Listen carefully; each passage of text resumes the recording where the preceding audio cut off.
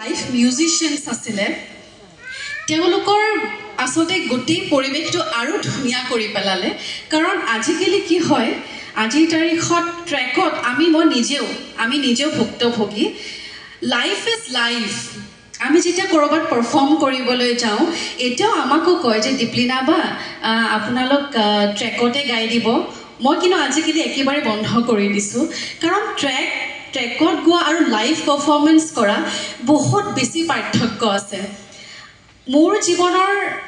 আজি প্ৰথমটো এনেকুৱা এটা অনুষ্ঠান মই আসলে উপভোগ কৰিছোঁ সেইবাবে চাগে মই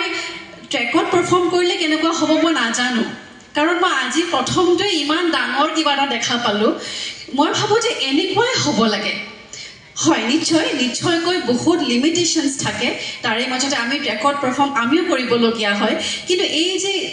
দৰ্শক মণ্ডলী বা এই অৰ্গেনাইজাৰ্ছে যিখিনি কথা ভাবিলে যে নাই আজি তনবিক আমি লাইভ ইনষ্ট্ৰুমেণ্টছৰ লগত গায়ন বায়নৰ লগত আমি লাইভ পাৰফৰ্ম কৰোৱাম সেই গোটেই যি অনুভৱটো সেইটো যেন সকলোৱে ভাবে তাকেই মই কামনা কৰিছোঁ আৰু গোটেই পৰিৱেশটো আচলতে ইমান ধুনীয়া কৰি পেলাইছে আজি আৰু ইয়াত উপস্থিত থকা প্ৰতিগৰাকী দৰ্শক বা আমাৰ অতিথিসকল তেওঁলোকে গোটেইখিনি মিলি পেলাই এটা বৰ ধুনীয়া আজি এটা সময় কটাইছোঁ তনবি যদি আছে তনবিক এবাৰ আমি মঞ্চত আমি বিচাৰিম সকলোৱে ৰেডি হৈ আছে নেক্সটৰ কাৰণে তনবি শৰ্মালৈ মোৰ ফালৰ পৰা বহুত শুভেচ্ছা থাকিল তাতোকৈ বেছি ধন্যবাদ জনাম মই গুৰুমা নম্ৰতা বাইদেউৰ বাবে তেখেতক মই ধন্যবাদ জনাইছোঁ তেখেতে বৰ সুন্দৰ এগৰাকী ছাত্ৰী বা পাৰফৰ্মাৰ আজিৰ পৰা তেওঁ অফিচিয়েলি পাৰফৰ্ম কৰিব পৰা হ'ল পাৰফৰ্মাৰ আমাৰ অসমৰ বাবে ভাৰতবৰ্ষৰ বাবে তৈয়াৰ কৰিছে আৰু মই আশা কৰিছোঁ অসমৰ নাম লগতে ভাৰতবৰ্ষৰ নাম তানভি লগতে প্ৰতিগৰাকী শাস্ত্ৰীয় নৃত্যৰ লগত জড়িত ছাত্ৰী বা ছাত্ৰই উজ্বলাই থাকক তাকে কামনা কৰিছোঁ আৰু শেষত এটা কথা ক'ম যিহেতু মই নতুন প্ৰজন্মৰ এগৰাকী প্ৰতিনিধি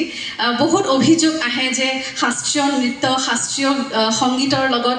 আজিকালি ছাত্ৰ ছাত্ৰী বৰ বেছি আগ্ৰহী নহয় ক'তা ইমান ধুনীয়াকৈ নাচিছে ইমান ধুনীয়া অডিয়েঞ্চ ইমান ধুনীয়া গুৰুমাসকলৰ সৈতে মই থিয় হৈ আছোঁ এওঁলোক যেতিয়ালৈকে আছে আমাৰ শাস্ত্ৰীয় নৃত্য শাস্ত্ৰীয় সংগীত সজাই উজ্বলি থাকিব গতিকে বহুত ধন্যবাদ জনাইছোঁ মোৰ এইখিনি কথা কৈও গাৰ নোম শিয়ৰি উঠিলে গতিকে সকলোৱে ভালে থাকক ভগৱানৰ ওচৰত প্ৰাৰ্থনা জনাইছোঁ যাতে সকলোৱে ভালে থাকক শাস্ত্ৰীয় সংগীত নৃত্য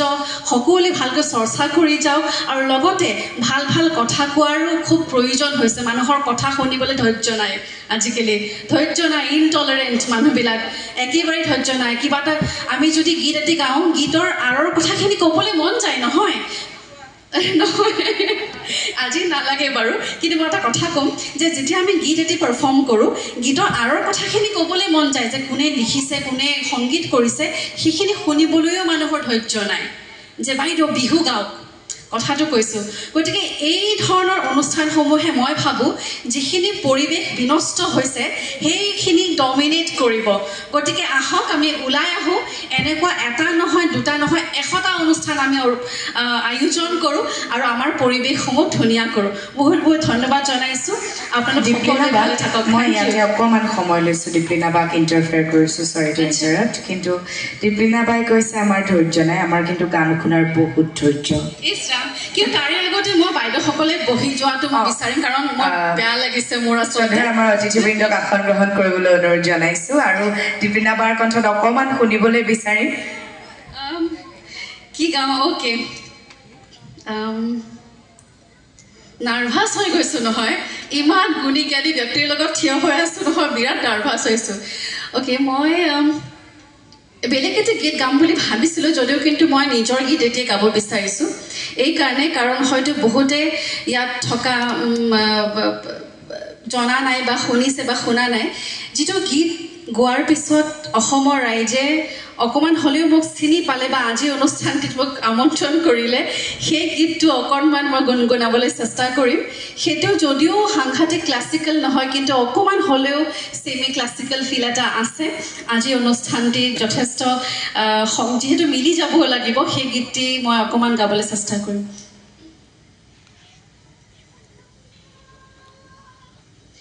গীতি সংগীত লগতে লিখিছে আমাৰ শ্ৰদ্ধাৰ পলাশসূৰ্য গগৈ তেখেতে কৰা গীত আৰু 2018 চনত গীতটি কৰিছিলোঁ তাৰে আগতে গীত চিতৰ লগত মোৰ কোনো ধৰণৰ সম্পৰ্ক নাছিল মই কেৱল পঢ়িছিলোঁ আৰু পঢ়া শুনাৰ লগতেই জড়িত আছিলোঁ কিন্তু এই গীতটিয়ে মোৰ জীৱনটো অকণমান সলাই পেলালে গতিকে অকণমান গাম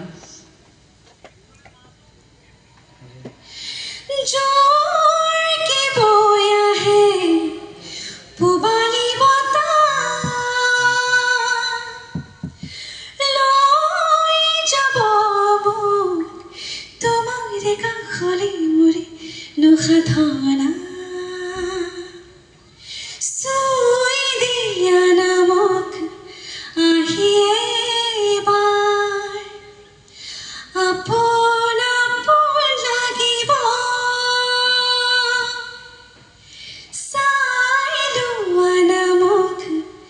কাষৰে পৰা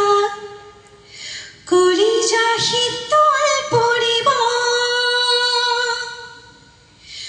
গধূলিকে তোমাৰেনো কবিতাবোৰ ভোপালী ৰাখৈ